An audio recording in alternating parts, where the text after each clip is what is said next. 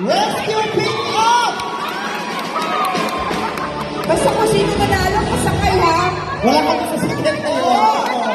Element. Congratulations again, Barangay Loyola Heights. Mapichi, ito lang napapansin ko may ibang ngiti na nang kumutawi sa mga bisita natin from Philippine Coast Guard. Tinitingnan ng bawat finalist na nandito na para bang sinasabi nila na good luck and deserve ninyo ang brand new pick Sila yung up. mga nag-judge di ba po? Sa dalawang natitirang barangay, magyari yung nasa gitna po tayo. Barangay Bagong Bayan and Barangay Batasan Hills. Pwede po ba kung sino yung team leader ng barangay ay nasa bandang gitna? Okay, now, on to the top two.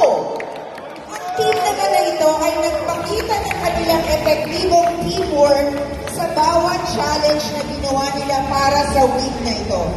Maliban doon, ipinakita rin nila ang talas ng kanilang pag-iisip sa pagdating ng mga sakuna. Ang team na ito ay walang iba kundi ang team!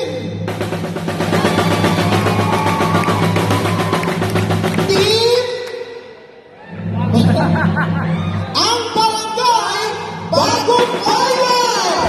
Therefore, congratulations ang ating Rescue Olympics 2025 champion ay walang iba kundi ang Barangay Batasan Hills!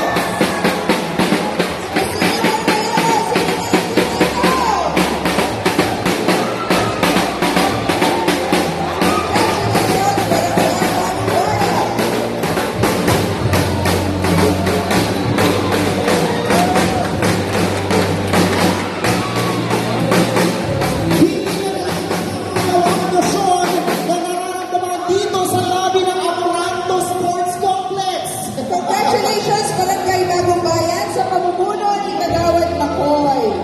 Pero palakpakan naman natin ang ating top 2 barangay, Barangay Bagong Bayan.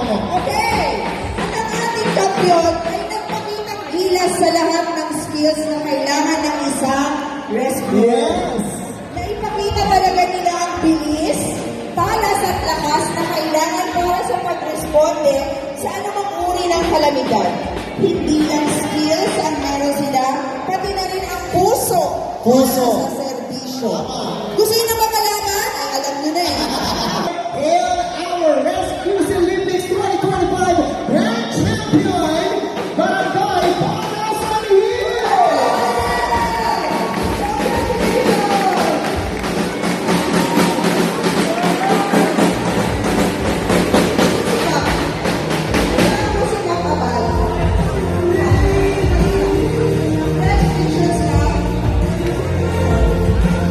Sa mga masaya para sa bawat isa't isa, especially para sa kanilang newfound friend barangay right here, Barangay Batasan Hills.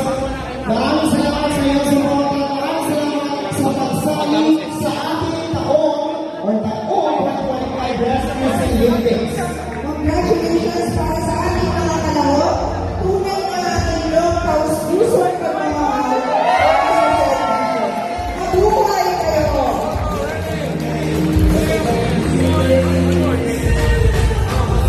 Pero mga rescuers, huwag muna kayo aalis dahil may isa pa kami i-announce. After our awarding ceremony right